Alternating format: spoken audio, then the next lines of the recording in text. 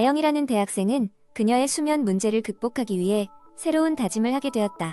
수업에 집중하기 어려워지고 친구들과의 모임에서도 자꾸 졸게 되는 자신에게 실망감을 느끼며 이번 학기에 바꾸기로 결심했다. 그녀는 수면의 질을 높이는 5가지 방법을 시도하게 된다. 첫 번째는 일관된 수면 스케줄 유지하기였다. 아영은 매일 같은 시간에 잠들고 일어나기로 결심하여 아침 기분이 좋아지고 몸이 새 리듬에 적응하는 것을 느꼈다. 두 번째로 수면 환경 개선하기를 시도했다. 방의 조명을 어둡게 하고 시계를 치워 심리적 편안함을 느끼며 잠자리에 들 수 있게 되었다. 세 번째는 전자기기 사용 줄이기였다. 아영은 잠자기 전 1시간 동안 스마트폰을 멀리하고 대신 책을 읽는 습관을 들여 수면에 더 잘 들어갈 수 있었다. 네 번째로 마음 챙김 명상을 도입했다. 처음에는 힘들었지만 점점 명상이 주는 효과에 익숙해지며 마음이 차분해지고 잠드는 것이 수월해졌다. 마지막으로 적극적인 낮 시간 운동을 실천하기 시작했다.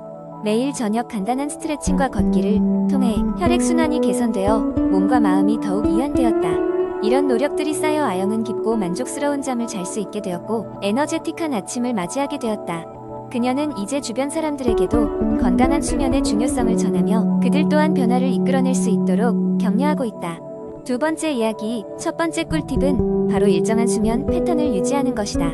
소연이는 대학 시절의 수면 패턴이 엉망이었던 적이 있었다. 아침 수업을 듣기 위해 일찍 일어나야 했지만 친구들과 밤늦게까지 수다를 떨다 보니 잠이 부족했다. 결국 졸음과 싸우며 강의를 듣게 되었는데 성적은 물론 건강까지 나빠지기 시작했다. 그러던 어느 날 소연이는 수면 패턴을 일정하게 유지하는 것이 얼마나 중요한지를 깨달았다. 매일 같은 시간에 잠자고 일어나는 습관을 들인 후 그녀의 삶은 확연히 달라졌다. 집중력과 에너지가 크게 향상되었고 그로 인해 공부와 일 모두 잘 해낼 수 있게 되었다. 두 번째 팁은 수면 환경 개선이다. 소연이는 항상 방 안이 복잡하게 정리되어 있었고 침실은 휴식을 취하기엔 충분히 아늑하지 않았다. 어느 날 수면 관련 책을 읽던 중 침실 환경이 수면의 질에 큰 영향을 미친다는 사실을 알게 되었다. 그래서 소연이는 방 청소를 시작했다. 불필요한 물건들을 정리하고 침실에 차분한 색감의 침구와 암막 커튼을 설치했다. 그리고 작은 식물을 둠으로써 자연적인 느낌을 더했다. 이렇게 바뀐 침실에서 잠을 자니 그녀는 전보다 훨씬 깊고 편안한 잠을 잘 수 있었다. 세 번째는 스마트폰과 전자기기의 사용을 자제하는 것이다. 소연이는 잠들기 직전까지 스마트폰을 놓지 않았다. SNS 확인과 모바일 게임이 잠을 방해했던 것이다. 특히 전자기기에서 나오는 블루라이트가 수면 호르몬인 멜라토닌의 분비를 방해한다는 것을 알게 된 후 소연이는 자기 전 1시간은 반드시 스마트폰을 멀리하기로 결심했다. 그 대신 독서나 명상으로 자기 전 시간을 보내면서 잠들기 전 마음을 차분히 가라앉히게 되었다. 네 번째는 오후 늦게 카페인 섭취를 피하는 것이다. 소연이는 항상 커피를 좋아했으며 저녁 식사 후에도 종종 커피를 마시곤 했다. 하지만 그런 날이면 어김없이 잠이 오지 않아 한밤중까지 깨어있는 경우가 많았다. 결국 낮에 피로가 쌓여 악순환에 빠지게 되었다. 그래서 소연이는 오후 2시 이후로는 카페인을 멀리하기로 했다. 대신 허브티나 따뜻한 물을 마시며 저녁 시간을 보냈다. 다섯 번째는 잠들기 전에 이완 운동이다. 요가 수업을 들으면서 잠잘 때도 할 수 있는 간단한 요가 자세와 스트레칭을 배우게 된 소연이는 자기 전 꼭 이것들을 실천하기 시작했다. 긴장을 풀어주는 호흡과 스트레칭은 소연의 몸과 마음을 이완시켜 주었고 이는 자연스럽게 깊은 잠으로 이어졌다. 여섯 번째는 저녁 식사 조절이다. 소연이는 종종 늦은 시간에 무거운 음식을 먹곤 했다. 그것이 소화불량과 수면 장애의 원인이라는 것을 알게 된 후 그녀는 저녁 식단을 바꾸었다. 저녁은 가볍고 소화가 잘 되는 음식 위주로 먹고 잠들기 전에는 될 수 있으면 아무것도 먹지 않기로 했다. 새로운 식습관 덕분에 깨끗한 속으로 편안하게 잠들 수 있었다. 마지막 7번째 팁은 수면 전 긍정적인 루틴이다. 소연이는 감사 일기를 쓰기 시작했다. 매일 밤 잠들기 전에 오늘 하루 동안 감사했던 일을 3가지 적는 것이 그녀의 습관이 되었다. 이 작은 루틴은 하루의 긍정적인 마무리가 되어 소연을 행복하게 만들었고 양질의 수면으로 이어졌다. 이렇게 소연이는 단계별로 수면 습관을 바꾸면서 이전보다 개선된 삶을 살게 되었다. 이러한 실천들이 쌓여 그녀는 매일 아침 상쾌하게 일어날 수 있었다. 소연의 이야기는 모두에게 수면의 중요성을 일깨워 주었고 그녀가 깨달은 팁들은 듣는 사람들에게 동기부여가 되었다. 세 번째 이야기, 한때 완벽한 아침이라는 말을 자주 입에 올리던 한 남자가 있었다. 그의 이름은 규석이었다. 규석은 그 말이 무색하게도 매일 아침 피곤함에 찌들어 나왔다. 직장은 늘 피곤하다고 불평하는 규석을 보고 연구를 제안했다. 그는 자신의 수면 패턴과 습관을 개선해봐야겠다고 결심했다. 규석은 인터넷으로 수면 전문가들의 글과 책을 뒤적였다. 그는 건강한 수면에는 좋은 침실 환경과 습관이 필요하다는 것을 알게 되었다. 문제의식이 생기자 그는 차근차근 자신의 침실부터 바꾸기로 했다. 첫째, 그는 침실의 온도를 조정했다. 그는 수면의 적정한 온도는 18에서 20도라는 것을 알게 되었다. 덥지도 춥지도 않은 어중간한 온도를 맞추기 위해 규석은 스마트 온도 조절 장치를 설치했다. 그렇게 조절한 온도 덕에 침실은 언제나 쾌적했다. 둘째, 침대에 집중했다. 그는 매트리스와 베개의 중요성을 깨달았다.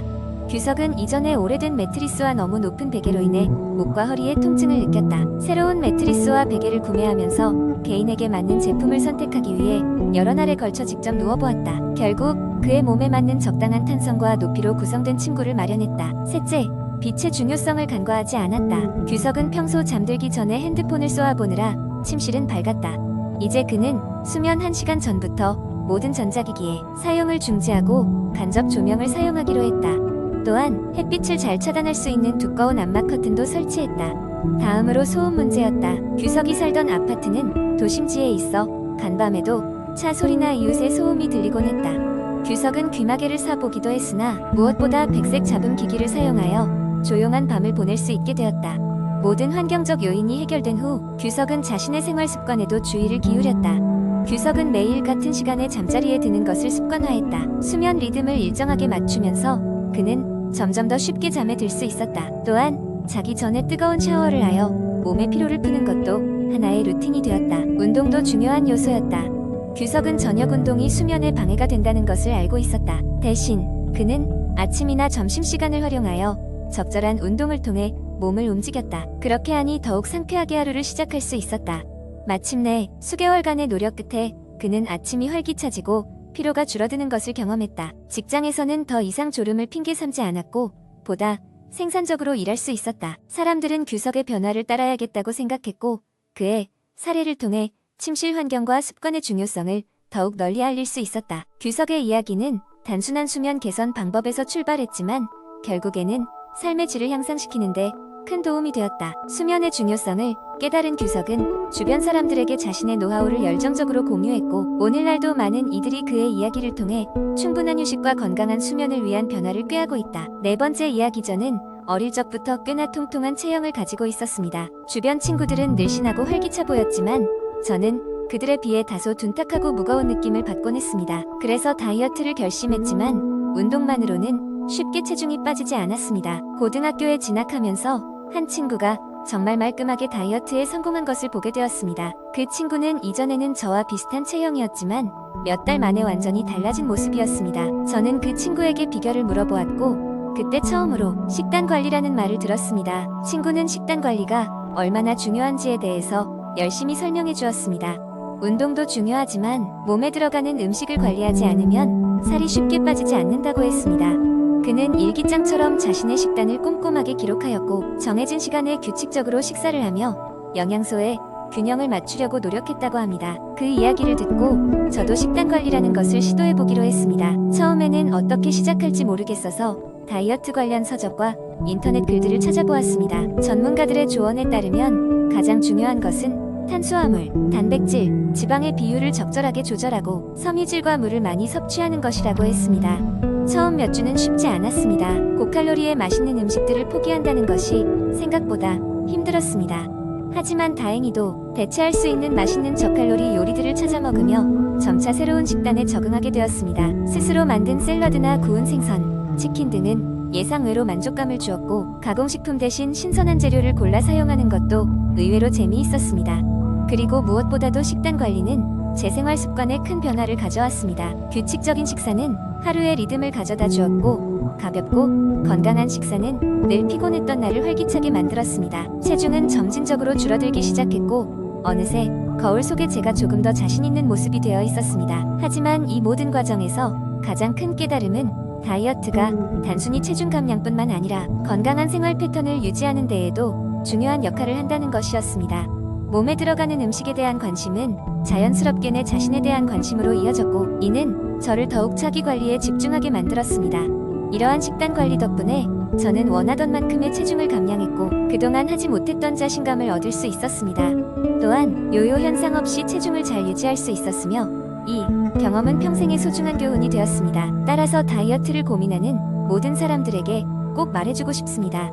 건강한 식단 관리는 성공적인 다이어트의 중요한 비결 중 하나라는 것을